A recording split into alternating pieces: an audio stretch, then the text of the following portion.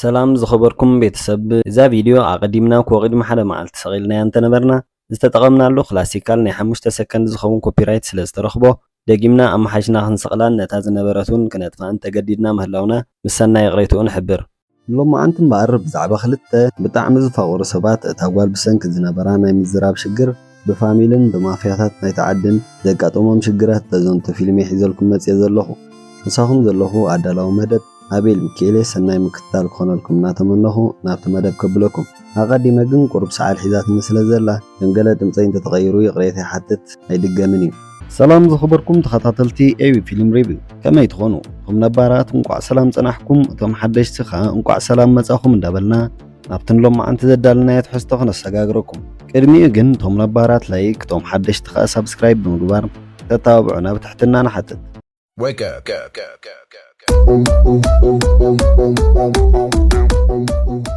هم جمارتا فيلم لتا فقرات بثم بتعلل شانق زمرحون نايت خباب علولات مافياتات هدون انكولو إنا نعزب بدحرزي اتم فقرات انفتهم نابتشاكا جيرومي هادمو عبد حرقارة بيحبوه يخون دا انبر عرتاتهم نخونتي زنبرة اتم عوالو بقولي لخرخبون كالو كموصيتو خيا اتم فقرات بثم سلست عوالو كبير زخونة متقعت خوردو من ساب موتون كباتحون ريهم إذا خمزي له خلّه أبتزغط سلة رئيت يادم بوان زبهلو أبقت أرزع عبي خلط فقرات ينان لاله إذن فقرات أب عميق فوق زأته خيرهم جزيء مسأخله نخمر عون ثم باتيعهم نيروميم يخون دا أنبر سدرا بيتيان نتركب نايكل التيوما يدقفوان زنبرو مخنياتو بوا تتزارب زيت خل عباس قوال سلا زنبرت تتاقوال أبا أون تنتينوان أبكال سبيت بمخادو نأت عبابي أون استحرال خن زير دا كاني قبرو يخون دا أنبر ياد إذا كل تقاومه كنت متو أبقالو صنيعون بواخم رعي هررتو هذا معلتي يادن بوان نمقب زخونم نجر أبقى ماقم نايترو باخم إرور خلون عزب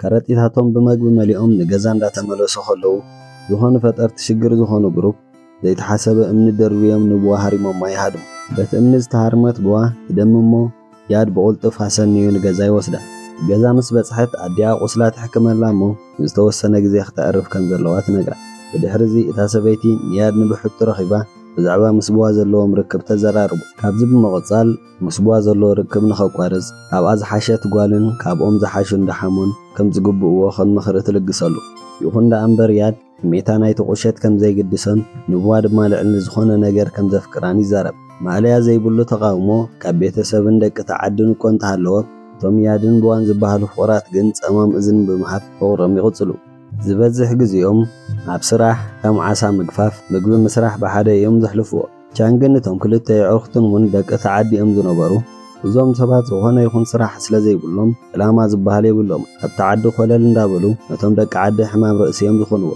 كابتم صريحهم زاتو سعرامات دك تعدي اندامن طاليهم زنابرو سبيت تحلق أنا يتم مافياتات بتزلوا أب حدار زي مقداسن عيشش مبالن زي حجزيتو كايغو كتخونت مسجن بزو حيغلب اللانيو هذا معلتي يادن بوان عساقة في فم الجزان لا تملسو خلو جانجن بطوطني خطروا توم مافياتات نتبع عساس تمل اسن كيلو بمنزع جانجد ما نبوا خشقراي جنب ياد كجلاجلا كوتا فتنه بزحات سلازنبرو خحيلو خلو ينان عزة هندبت سبيتي تشانك أبناي 0 ساعات تمتصمو نتعقرقر تهدو بدحرزي أبتامشت أبوياد نابانغوك بمخاد أو سرح كسرح كم زلو ينبرو إتسابعي كنزب كرخبولو زخو لما قدي مشطراي مخاني إذا حسب انتخونا جنياد نتحسب بمنصاق كابتحن فشفش زمالقنا براناي كتما إداتنا يتعدى خند مرز إزارب مصبح إتو حدا دنكي كاب حدا دوكان بانانا سريقو خملت قلو نعزب أقاطامو خوينو بواون بإيدا بانانا حيزا بتوتا تحلفمو تابعالت دوكان نتبانانا خاب دوكانا سرقوت تمثيلوا لكع كم سرقيت كتهرمان زي الروم صرفتات كتزنبلان ترى تاخذ الزارب كونخ تردادا زي تخيل بوا تردى الله سلا زي كعادات كتبك كتجمر بدحرزي أبتا معالتي نيادا ديو ناب أدبوا بمنطا يتودع عباس كتكون سلا زي تدلي نقوالا خاب ودا اختر حقا خمزلوه تتنقا خلان عزة زر الربان كابرحوق تسنع زنبرت بوا تسفاخت قرز سجمر بدحرزين بينانا بتوسن قراوت بمخات تبك نريا مولو نبرتنا يتعدي نمنتاي كم تسلقوا ولا خرد داعي كألن دحرز توسنا جزي يادي متسمو أتويقو بمحقاف أبقونا خمزي في اللغالي أتولا بقربا جزي خمرعاو مخانمون وسيخ إراقا قزلا دحرزي كلتي أمتا تحاحيزهم عسان مقفافنا برباي وردو ያድ ነቲ ንምግፋፍ ዝጥቀሙሉ ንብረት ኣብ ምትዕርራይ እንከሎ ቻንግ ምስ ዓሻኽሩ ሰላሒሎም ብምምጻእ ንቡዋ ይጨውይዋ። ናብቲ ጫካ ድሕሪ ምውሳዶም ቻንግ ብሓይሊ ክዳና ከውፀላ ክፍትን ከሎ ንዕዘብ። ቡዋ ብዘለዋ ዓቕሚ ክትበኣሶም ትፍትን እሞ እንተኾነ ግን ናብ ዝኸፍአ ስቓዩ ኣምሪሑ። እዚ ከምዚ ኢሉ ከሎ ያድ ኣፍቃሪቱ ሃንደበት ምስዋራ ክሻቕሎ ይጅምር እሞ ነቲ ከባቢ ኣብ ምፍታሽ ከሎ ሸበጣ ይረኽቦ። ብድሕሪ ዝያድ ቡኣ ኣብ ሽግር ከም ዘላ ስለ ዝተረድአ ብጉያ ናብቲ ጫካ እንዳኸደ ብዓውታ ስማ ክጽውዕ ይጅምር። ድሕሪ ቁሩብ ምድላይ እቶም ዓዋሉ እንዳጋፍዕዋ ከለዉ ይረኽቦም እሞ ምስቶም ማፍያታት ብትብዓት ክባእስ ይጅምር። እንተኾነ ግን ያድ ብጣዕሚ ስለ ዝበዝሕዎ ክሰዓርን ክወድቕን ከኣለ። ብድሕሪ እዚ ቻንግ ዓይኑ እንዳረኣየ ነታ ምስኪን ጓል ብሓይሊ ድሕሪ ምዕማፅ ይቐትላ። ኣስዒቡ ንያድ እውን ይቐትሎ። ብድሕሪ እዚ እቶም ማፍያታት ሬሳ ናይቶም ፍቕራት ኣብቲ ጫካ ይቐብርዎ። ብድሕሪ እዚ ኣብታ ምሸት ኣደ ቡዋ بعقل نوح جزي قوالا ختملس تጽبى يخون دا أنبر أبتا مشت بوا دعايات فئة مسمو عدبوا حبريتا خلوهم تسفان دا قبرت نبيت سبيات كتكيتوسن انتخونا جن يادون كم زي ترأيين فدروون تشاقلهم ملاهم يحترديا بدحرزي اتهم كل التسدرابيت نزطف ودقوم نمدلا يوافرو كابزب مغصال نابتقراو تمسبتحو نتيادن بوان زقرفو نبرت مسرأيو شنقاتهم كزايد نعزب بحرو غربون ካብ ሓንቲ ነባሪት ናይ ተዓዲ ኣብታ ቅድሚኣ ዝነበረት መዓልቲ እቶም ክልተ ፍቕራት ቻንግ ምስ ብጾቱ ደድሕሪኦም ይኽተልዎም ምንባሮም ሓበሬታ ይረኽቡ። ነቲ ሓበሬታ ዝሰምዑ ስድራ ብቐጥታ ናብ ቻንግ ይኸዱ እሞ ብዛዕባ እቲ ነገር ምርምርዎ ይፍትኑ። ይኹን እምበር እቲ ዕሉል ማፍያ ብንዕቀት ካብቲ ቦታ ክሰግዎ ከሎ ኢና ንዕዘብ። ድሕሪ እዚ እቶም ደልዮም ዝቐበፁ ስድራ ናብቲ ኣብቲ ዓዲ ዝርከብ መደበር ፖሊስ ደቆም ከም ዝጠፍኡን ኣብ ልዕሊ ቻንግን ብጾትን ዘለዎም ጥርጣረን የመልክቱ። ይኹን እምበር እቲ መርማሪ ፖሊስ ብመርትዖ እምበር ብጥርጣረ ክምርሑ ከም ዘይክእሉ እዩ ዝነገሮም። እቲ መርማሪ ፖሊስ ወሲኹ እዞም ፍቑራት ምናልባት ሓድሽ ህይወት ንምጅማር ናብ ከተማታት ኮብሊሎም ክኾኑ ከም ዝኽእሉ ግምቱ ይህብ። ኣብቲ ዝቐጸለ ትርኢት ሓደ ካብቶም ኣባላት ናይ ቻንግ ዝኾነ ላክ ኢና ንላለ። ላክ ብዛዕባ እቲ ዝገበርዎ ዘስካሕካሕ ተግባራቶም እንዳስተንተነ ኣብቲ ጫካ ንበይኑ ዘወር ክብል ኢና ንዕዘብ። ድሕሪ ቁሩብ ቻንግን ካብቶም ኣባላት ሓደ ዝኾነ ፐትን ይረኽብዎ እሞ ኣብተን ዝሓለፋ መዓልትታት ጽቡቕ ስለ ዘይረኣይዎ እንታይ ይኸውን ከም ዘሎ ክሓትዎ ይጅምሩ። ብድሕሪ እዚ ላክ በቲ ዝገበርዎ ገበን ጽቡቕ ይስምዖ ከም ዘየለን ኢዶም ክህቡ ከም ዘለዎምን ወሲኹ ይዛረብ።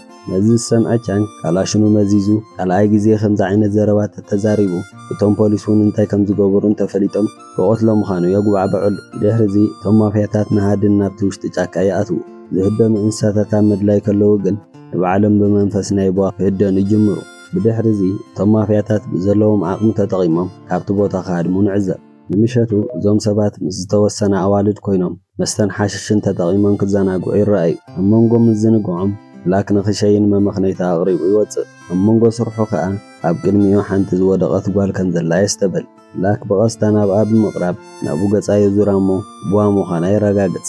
በዚ ሰንበደ ላክ ብቕልጡፍ ናብ ኣዕሩኽቱ ይምለስ። ብድሕሪ እዚ እቶም ማፍያታት ምስ ንግዖም ወዲኦም ንገዛ ምስ ተመልሱ ብመንፈስ ናይ ቡዋ ክሳቐዩ ይጅምሩ።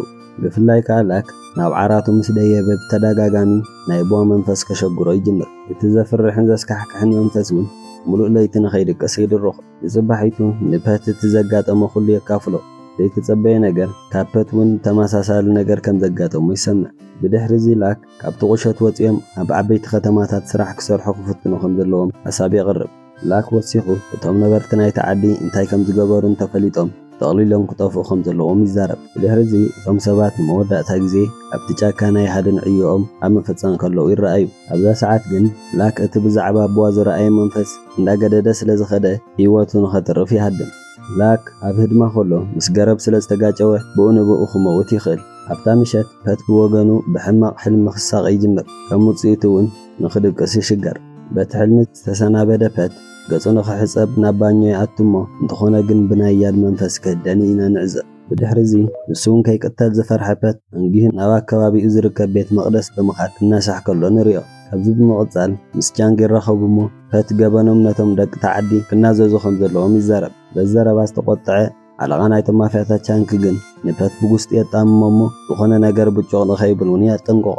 ፐት ዘረብኡ ምስ ቀጸለ ግን ቻንግ ደጋጊሙ ክወቕዖ ይጅምር።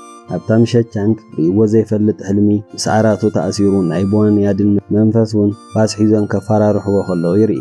ብጽባሒቱ ፐት ኣብ ከባቢኡ ናብ ዝነበረ ሩባ ዓሳ ክገፍፍ ይኸይድ እሞ ድምፂ ናይ መንፈስ ይሰምዕ። ፐት ከባቢኡ እኮ እንተተዓዘበ ዝረኸቦ ነገር ግን ኣይነበረን። ሃንደበት ኣብቲ ማእኸል ሩባ ማይ ጠንቦላ ሒብል እሞ ብዝያዳ ክፍርሖ ከኣለ። በት ህይወትን ምድሓን ካሃድም እኮ እንተፈተነ ዝኾነ ሰብ መጺኡ ብድሕሪኡ ሃሪሙ ናብቲ ማይ ከጥሕሎ ከሎ ኢና ንዕዘብ። ኣቦ ቻንክ ብኣንደበት ሞት ናይ ላክን ፐትን ምኽንያት ስለ ዝጠርጠረ ንወዱ ዕጫናይቶም ይዕሩኽቱ ከይገጥሞ ዝገበሮ ነገር እንተደኣ ሃልዩ ክናዘዝ ከም ዘለዎ የጠንቅቆ። ይኹን እምበር ቤት ማሕዩር ንኸይኣቱ ዝፈርሐ ቻንክ ወልሓንቲ ዘሰክፍ ነገር ከም ዘይገበረ ብምንጋር ነብኡ ይነጽጎ።